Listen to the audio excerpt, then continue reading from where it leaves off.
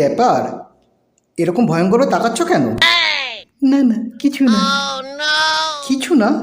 কিছু তো একটা হয়েছে, কি ব্যাপার বলো তো? বলছিলাম যে তুমি এমন কিছু একটা করো না যাতে আমার খুব গরম লাগে আর আমি উত্তেজিত হয়ে যাই।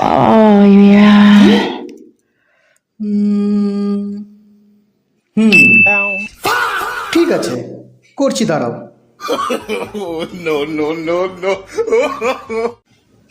এটা কি করলি? এই ফ্যানটা বন্ধ করে দিলাম।